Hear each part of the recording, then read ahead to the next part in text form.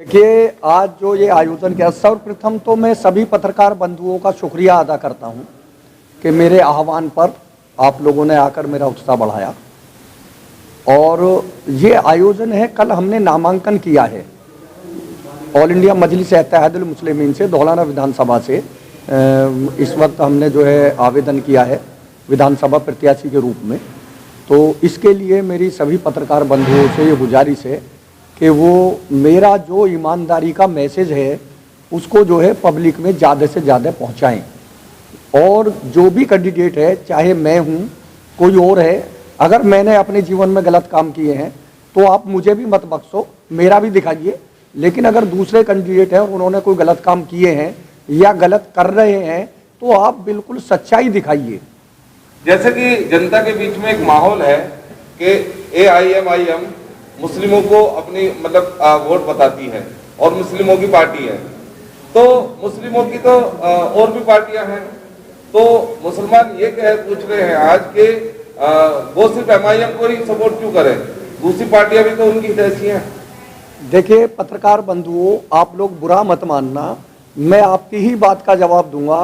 आप लोग कहते हैं कि AIM सिर्फ मुस्लिमों की पार्टी है, तो आपके बताए हुए अनुसार मैं आपको ये बताना चाह रहा हूँ 1,60,000 वोट धौलाना विधानसभा पर मुसलमानों की हैं, 70,000 वोट लगभग 50,000 वोट दलितों की हैं।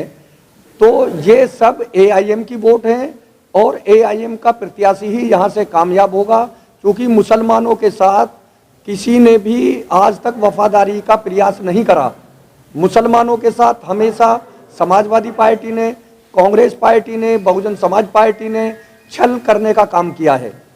धौलाना विधानसभा सीट देखी जा रही है, किराना के बाद दूसरी सीट धौलाना विधानसभा देखी जा रही है। इसमें 84 का गढ़ है और इधर राजना मसूरी क्षेत्र और जो आसपास के क्षेत्र है मुस्लिम क्षेत्र है। किस तरीके से दोनों कंट्रोवर्सी किस तरीके से देखी जा रही है, किस तरीके से मेहनत आपकी 84 में होने वाली है? देखिए 84 जो है वो एक ऐसा क्षेत्र है जहां से लोगों ने हमेशा आज़ादी का भी बिगुल बजाया है और अब धौलाना विधानसभा में अपना प्रत्याशी भेजने का भी बिगुल बजा रहे हैं।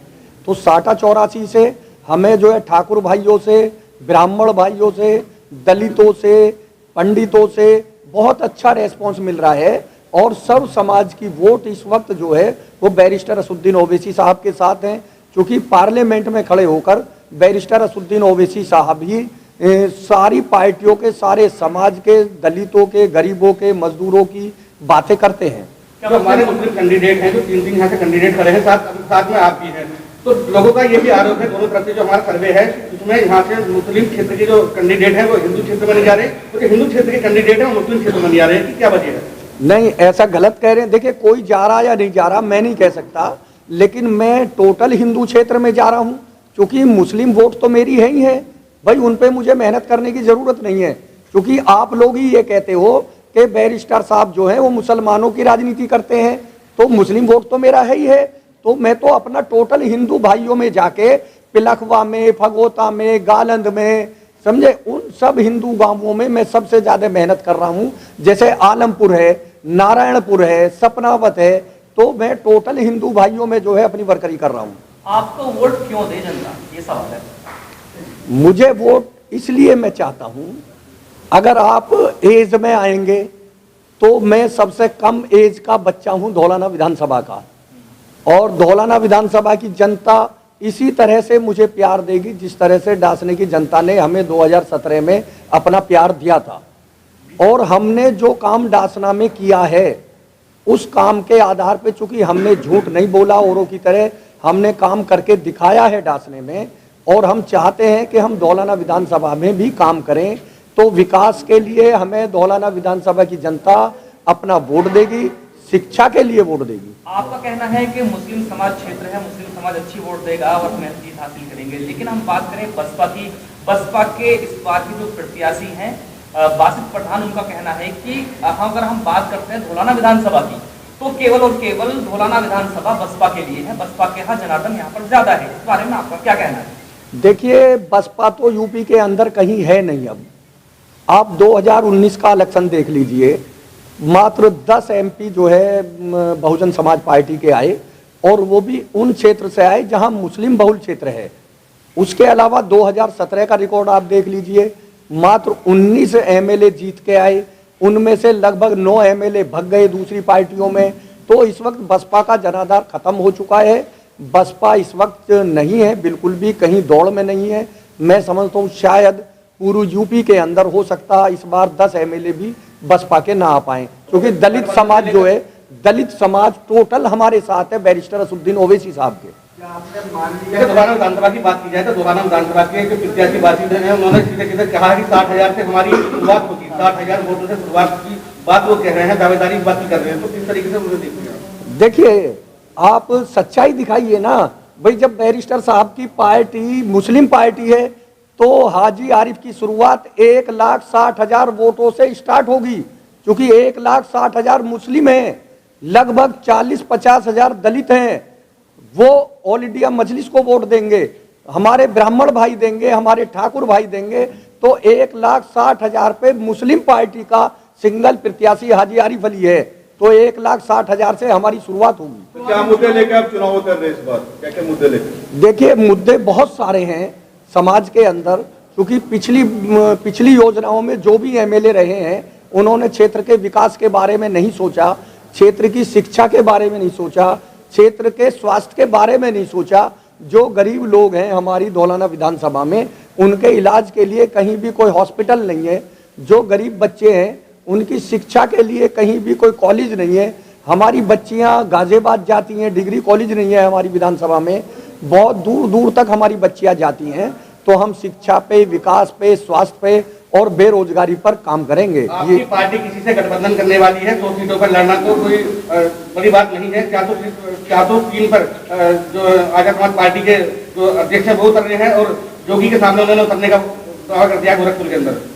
देखिए, आजाद समाज पार्टी क्या कर रही है उसके लिए हम कुछ नहीं कह सकते भाई। ये सब लोग जो है, देखिए अखिलेश भैया किसी को साथ लगा के नहीं चल सकते, उन्हें अखिलेश भैया ने धोखा दिया। तो अब इसमें हम क्या कह सकते हैं भाई? वो बातें तो उनकी अलग हैं, वो 3 सीट पे लड़ें, वो अखिलेश के आगे लड़ें, वो योगी जी के आगे लड़ें, वो उनकी अपनी मर्जी है।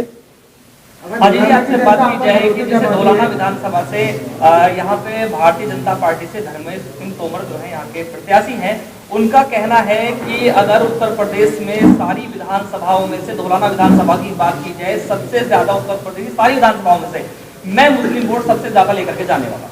इस बारे में क्या आपका? देखिए, उन्हें मुस्लिम वोट क्यों मिलेगा?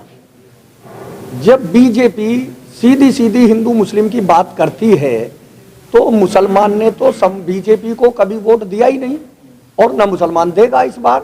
भाई, आपने 5 साल विधायक रहते हुए मुसलमानों को गाली बकी है, तो मुसलमान आपको कैसे वोट दे देगा?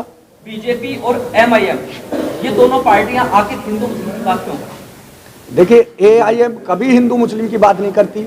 हाँ, बीजेपी जरूर हिंदू मुस्लिम की बात करती है। आप एक बात बताइए, बीजेपी सत्ता में है और अगर कहीं हिंदू भाई मर जाता है, अचानक हादसा हो जाता है, तो हमारे योगी जी उसको 50 लाख रुपए देते हैं, उसको सरकारी नौकरी देते हैं। अगर कहीं मुसलमान भाई मर गया, कहीं दलित भाई मर गया, आप एक मिसाल बताइए। 2014 से बीजेपी सरकार है, 2017 से यूपी में बीजेपी सरकार है। किसी मुसलमान को अगर योगी जी ने कहीं 10 लाख रुपए की मदद की हो या कोई सरकारी नौकरी दी हो तो आप बताइए। अगर सभाएं, चुनाव आयोग ने परमिशन दे दी सभाओं की, तो हमें कौन कौन सा प्रमुख चेहरा धौलाना विधानसभा में देखने के लिए मिलेगा? देखिए, अगर चुनाव आयोग ने परमिशन दी सभाओं की, तो एआईएम के जो लीडर हैं सदर बैरिस्टर असदुद्दीन ओवैसी साहब, वो यहाँ पे सभा करेंगे। उनके छोटे भाई हैं जो हैदराबाद से एमएलए हैं, अकबरुद्दीन ओवैसी साहब, वो भी यहाँ पे सभा करेंगे। अख्तरुल ईमान साहब भी यहाँ पे सभा करेंगे। वारिस पठान साहब भी हैं। जनता की इतनी मांग आ रही है धौलाना विधानसभा से, वो ये चाहते हैं जो हमारे एकदम ब्रांड एम्बेसडर हैं वो सब धौलाना विधानसभा पे आपको देखने के लिए मिलेंगे। मुसलमानों से हर पार्टी ने हर बार वोट लिया है, अखिलेश ने भी लिया था और मुजफ्फरनगर कांड हुआ, आपका बीएसपी ने वोट लिया।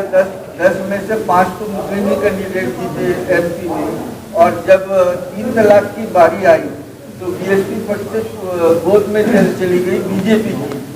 क्या इस बार मुसलमानों को होश आएगा और वो आपको क्यों चुनेंगे? देखिए, बसपा का जहाँ तक बात है, वो तो आए दिन बहन जी के बयान आते रहते हैं।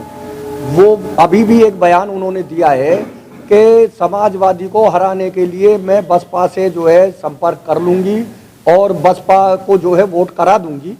ये बयान उनके बार बार आते रहते हैं।